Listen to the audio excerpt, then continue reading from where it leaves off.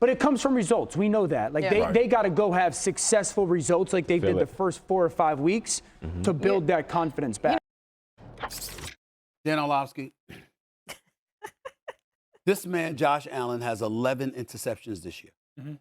He's had 94 interceptions in his last 87 games. That was going into, 97 interceptions. 97 turnovers, I apologize. 94 turnovers in his last 87 games following his rookie year going into the other night. How could you possibly sit up there and say that this man doesn't have a turnover problem? I don't think he has an interception problem this season. He said it again. I don't. All right, so number one, let's make a rule. Let's make a rule. Hold on. No one makes rules here but me. Can I propose a rule to you? You can propose. Ooh, boy. Propose a rule to you. Propose. If people are going to say that Josh Allen leads the NFL in interceptions, we also have to put it into the context that he leads the NFL in touchdowns as well. Okay? Can we make that rule that he's top 5 in QBR? Can we make the rule that he leads the NFL in touchdowns? I'll concur with that. Okay, so we'll make that rule. Okay. If we look at Josh, and this is what I said, Stephen A. Since week 1, obviously the Jets game in week 1 was what it was. I don't think anyone was more critical of Josh Allen week 1 than I was. Since week 1, I count 3 interceptions that I sit there and go, dumb decisions. Okay, this one, it's 3rd and 20. He's launching that ball down the field to the 15-yard line one-on-one to Gabe Davis. This is 3rd and 19. He's launching an out-of-pocket ball down to the 7-yard line to Stephon Diggs. This isn't a bad decision. It's an aggressive throw that he misses by 2 inches, but that's not But that's not a bad decision. This ball gets. That's a bad throw. Everyone is going to miss a throw by 2 inches occasionally. That's what it comes with. This ball is dropped. Okay, so the 2 3rd and 20 bombs down the field, those aren't bad decisions. Those are essentially punts, and those are risk versus reward things. 2 that are tipped, 1 at the line of scrimmage and 1 by Gabe Davis. What about the one the other night against Denver where he forced it into basically double coverage? Okay, so I said 3, right? Okay, the one right before the half against Denver, bad decision, and you cannot like look over that. The one right before the half against Cincinnati, and then the one to start the game against New England. Yep. Those are, first of all, let's say why quarterbacks throw picks. Okay, why do quarterbacks throw picks? 1, they miss throws. Like, mechanically, they're flawed. That's not the case. We saw a miss by 2 inches. Other than that, it's a completion. Just add the sky is blue to that. Since he came in the league, Josh Allen has had a turnover problem. Is that right? Last year, all we did was talk about how Josh Allen was turning over the football in critical moments. You know why? Because I covered a lot of those games. And Josh Allen would sit at the podium talking about, yeah, I got to be better. Like, this falls on me.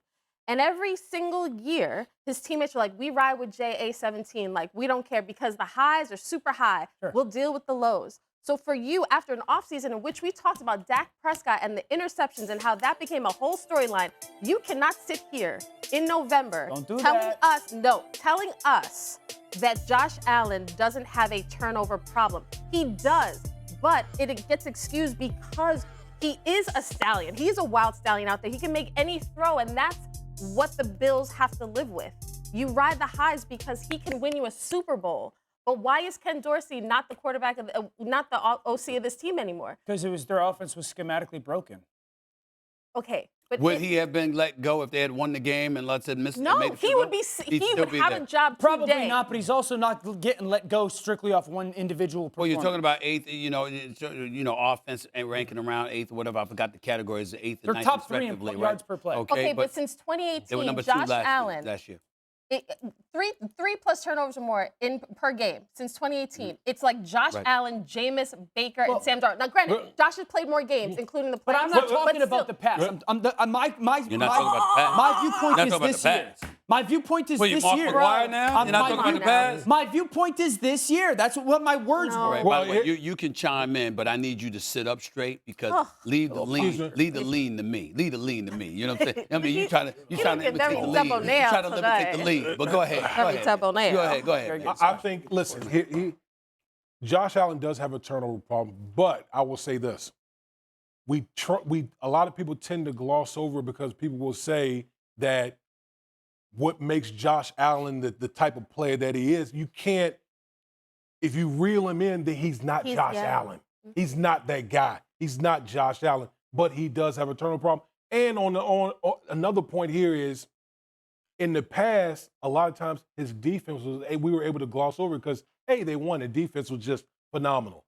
With the injuries that the Buffalo Bills have suffered on the defense side of the football, it's left the margin of error for the Buffalo Bills a lot tighter. Would you agree with that? Well, the defense, would you agree? the defense is down 4 starters. Yes, I know, but I'm saying, right. But I don't believe that we glossed over the turnovers because the defense was so elite. No, we glossed over because a lot of people say, well, you know what? Josh Allen is just like you talked about. Josh Allen is this wild stallion, and if we try to reel him in, then he's not Josh Allen anymore. Course. So everyone is willing to just let him slide over. But at the end of the day, the quarterback's number one job is to take care of the football. No, it's not. Come on. It is. All right, is Kenny Pickett the best quarterback in football? Because he hasn't given it away in 5 weeks. Okay, case closed on that. No, it's not. Yes, it is. No, it's not. If we're going to sit here and say the number one job for the quarterback is score points. That's the number one job. No, he said to protect the football. No, he said to to not score give it away. points. No. The point is that you yourself, Dan Orlovsky, has been on the air on many, many occasions, and you talk about not beating yourself. Yep. You talk about that protecting the football, not giving the ball away, not giving opportunities to the opposition, not turning the ball over. I'm saying you said that. You said that. You said that. I never say protect the football. I say value it. Hold on. Did we? Hold on. Can we get a Webster's dictionary now? Let me ask you this question. Did we not go through a whole offseason? Don't do that. Dissecting Dak Prescott and all the turnovers and what's wrong with and Dak and his turnovers and what's wrong. No, because I've had we not so go many through all of that? sensitive Cowboys fans in my mention saying that. One, I literally talked about Dak Prescott's interceptions last year. I did a breakdown of them, said, well, they were on third downs in overly aggressive situations, and oftentimes with the choice routes that he saw one thing and the receiver saw another. So stop the whole, oh my gosh, you didn't do that with Dak Prescott. It's the opposite. I did do that with Dak Prescott. My point is this. We can't sit here and say the quarterback has interception issues. I said this about Stafford in the Super Bowl year, and you guys all thought it was stupid when I was like, guys, did we say interceptions or we said turnover? No, I said 4 or 5 interceptions. We didn't say interceptions. We said turnovers. You mean to tell me that we are going to praise Joe Burrow? I've heard Joe Burrow say this. Hey, if it's 3rd and goal from like the 7-yard line, I'm going to take a sack because it gives me a greater chance to hold on to the ball, create something. But everyone says, oh my gosh, you can't take that sack. So it's 3rd and 20. No one's open. And you have he threw one of those interceptions to Gabe and one of those interceptions to Steph. That is a risk versus reward play that me sits there and goes, I totally think it's worth that. You are literally doing all this talking when the Buffalo Bills and Josh Allen every week talk about how Josh Allen has to protect the ball better. Josh has to be smarter with the ball. And you are doing all this talking, and the Bills are agreeing that Josh Allen has a turnover problem. I'd like to take it a step further, because let's go with the numbers, okay? The Buffalo Bills, last 5 games, you committed 11 turnovers. You've only forced 2. You've only got 1 win this season against a team currently that has a winning record, which is the Miami Dolphins, okay? You're 5-5. You average 4.5 losses per season. You already got 5 losses on the season.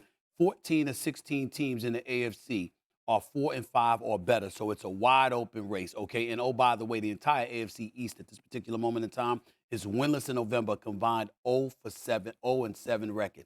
I'm just wondering, you take all of those things into consideration, particularly when you look at the turnovers on the part of the Buffalo Bills, what level of culpability do you give Josh Allen in all of that? I think Josh Allen has to slow down more and breathe more so than, oh my gosh, protect the football. I stated. What the hell are you on my I stated the 3 interceptions that I said were inexcusable. They have happened, I think, in the last 3 or 4 of their games. But I don't watch this going, oh my gosh, he's being so bad with his decision making, or he's being incredibly reckless with the football. I don't see that. Oh, we gonna take their word, the team, the players themselves? You guys sit up here all the time and be like, the team. I am telling. That is my opinion off of what I am watching. I am telling you, as somebody who has sat down with Josh Allen, that he has used the word reckless. I cannot be this reckless season? with the foot. Okay.